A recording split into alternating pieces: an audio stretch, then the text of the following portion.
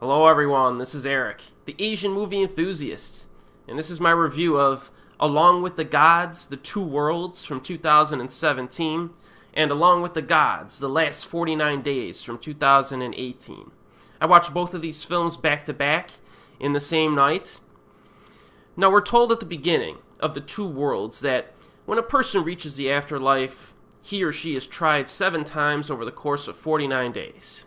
Tried by deceit, betrayal, murder, etc. Only souls who pass all trials are reincarnated. Now, over the course of both films, we follow 3 main characters who work in the spiritual world as guardians for certain souls that must be tried in the afterlife. There are more story details, but that's a basic setup. Now, one of these movies is actually pretty good. The other one is a steaming pile of crap. Now, take a wild guess as to which one we're going to be covering first. Now, my opinions on this first film will likely not be too popular because it seems like a lot of people enjoy it. So get ready. Along with the Gods, The Two Worlds. Now, right from the opening scene, this movie pissed me off. We're treated to a horrendously cartoonish, badly edited, over-the-top rescue scene with Tae-hyun swinging around on a rope, with the camera spinning all over the place, to the backdrop of orchestra music that's blaring at a volume so loud it was shredding my eardrums. He falls a long way, hits the ground, and before we know what happened, we get a flashback. Yes, less than a minute into the film, less than a minute into this film, we get a flashback, a 10-second flashback to a scene or an event that happened within a few seconds before we started the film. So it flashes back to a few seconds before the film started to show us something that happened. And why not just start the film like a minute earlier and show the whole scene? Then it cuts to him walking up, waking up on the ground. We're greeted by 2 spiritual guardians who immediately begin data dumping all kinds of information about paragons and stuff. And then the beginning of this movie is so incompetently rushed, it's obnoxious. You have a 140-minute film. You don't even bother to take the time to properly set up your opening sequence. It's just like a mess, right from the start. And then we get, of course, our first lame CGI sequence where Tae-hyun is sucked into a floating water hole in the sky. Yeah, so the flimsy plot to this movie, in my opinion, seemed to be created for the sole purpose of throwing in absurd quantities of cartoonish CGI, like piranhas, demon wolves, and avalanches. Now, this felt like a really bad Hollywood movie to me, almost like like a really bad disaster movie almost, that's trying like so desperately to be epic and intense, when in reality it's lacking in any kind of craftsmanship that justifies its attempts at epicness. But that doesn't stop it from constantly throwing mountains of CGI vomit into our faces every few minutes, to the backdrop of an insanely loud score. So basically, in a nutshell, watching this movie is the cinematic equivalent of a child screaming in your face for 140 minutes. There's no subtlety or nuance to anything. So Tae-hyun is charged with indirect murder because during a fire rescue, his fireman buddy is pinned down by debris, and he tells Tae-hyun to save the residents instead of him. The fireman dude dies, of course. This is all within the opening 15 minutes of the film, because we have to rush through everything.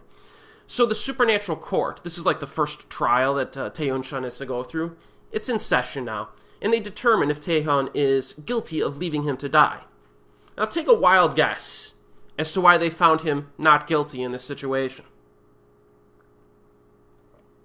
Well, he's not guilty because he saved other people. That's the reason they come to, after like 2 minutes of deliberation. So you know from the start that he left his buddy fireman told him to leave him to save more people. So I don't understand the purpose of this trial when just the basic overall situation would be evidence to him not being guilty. It's so obvious. I mean, that's literally all that's discussed in this trial format. There's no philosophical or religious debates about whether or not it was the right thing to do, or a detailed look at how he could have saved everyone instead of just the residents in the complex. Nothing like that. You know what I mean? Tae-hyun's defense attorney basically says, well, he saved 8 people. And then everybody's like, oh, the judge is like, oh, well, not guilty then. Like, that's the whole, this is just lazy script writing. There's just no effort put into it at all. And to make matters worse, they play up the melodramatic death of this fireman dude that we don't even know. You know what I mean? Like a big dramatic moment or something. With really cheesy music playing, by the way. Every single trial is executed in this way. It's terrible. It's awful. This film never even comes close to earning its dramatic moments. People like to make fun of K-dramas. This crap is worse than most K-dramas I've seen. It's just totally incompetent. Now, after this incomprehensibly stupid opening trial, I was ripping my hair out, and I realized that there was still 2 full hours left in the film. There was still 2 full hours of this that I had to sit through. And of course, they need to overcomplicate the story with a mystery involving, Tae-hyun Cha's living relatives. The script couldn't even handle all the crap that was happening in the afterlife. And it attempts to juggle more stuff in, the human world. Not a good decision. I do have a question, though, however. Was this film made for children? And that's a serious question. I'm not joking. This feels like a movie that was made for elementary school children. Lots of cartoonish nonsense, blunt music, atrocious script writing, melodramatic performances, etc. The costume design for the supernatural judges is laughably stupid as well. It's like something out of a little kid's movie. I was like, am I supposed to take this seriously, like this movie, or not? I was wondering if they picked up those costumes at Walmart, actually. That's how bad they looked. Costume design in this movie's terrible. Most attempts at comedy just fall flat on their face. It's a bunch of crude slapstick garbage. For example, there is a scene where multiple attempts of comedy are thrown in rapid-fire fashion. It involves a beehive, cows, a cat, and a really expensive car. It's like something you'd see in a Paul Blart Mall Cop movie. It's atrocious. The way that it's presented is so forced and in your face, with absurdly goofy music playing in the background. I'm telling you, whoever handled the music in this film should never work in the industry again. They really wanted the viewer to know how they're supposed to feel during every single scene. You know what I'm saying? No nuance to everything. It'd be like, hey everyone, it's time to be happy. And then it's like, no, it's time to be sad. Like that's how bad it is. I don't know, man. All the action scenes, mediocre at best. They're all cartoonish. At times I was reminded of Indiana Jones and the Kingdom of the Crystal Skull, or as well as the final fight in Matrix Revolutions. Remember the final fight in Matrix Revolution when Neo and Agent Smith are flying around? That happens twice in Along with the Gods. Not a good thing.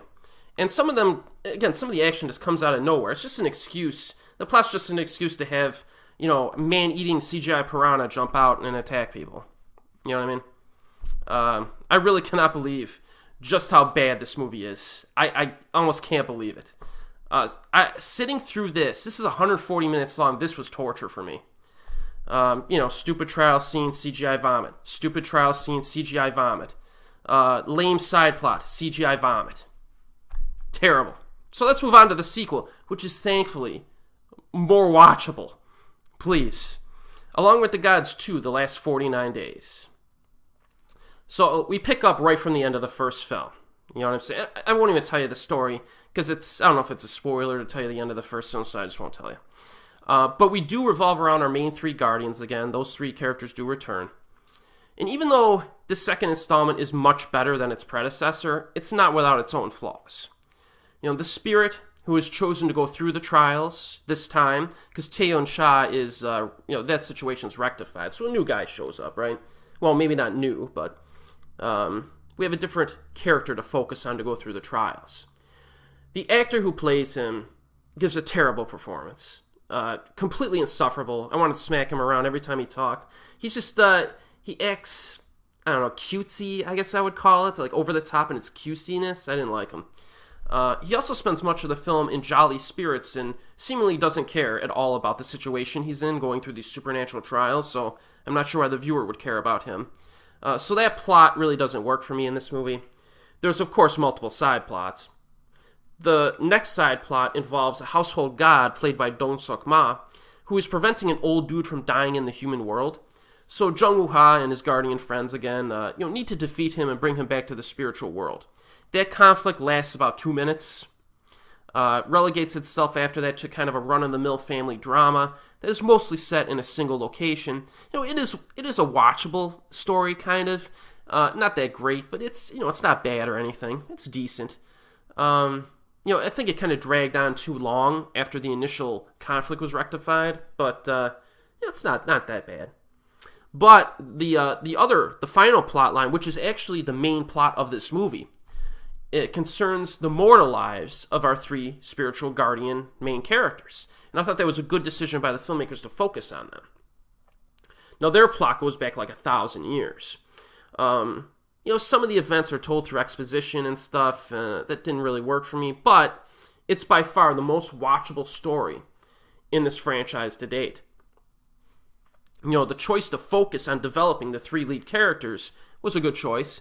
And the flashbacks about them were mostly enjoyable. They play off one another well, and the returning actors did a better job, I think, than they even did in the first film. By the end of the film, I did develop a certain attachment to them. I did like their little team. You know what I mean? They're good. On the other hand, the action scenes kind of continue to disappoint. Like the first film, the action comes from out of nowhere most of the time. There's really no build-up or anticipation for anything. There are 2 fistfights that looked way better when Nightcrawler was doing them in X-Men 2.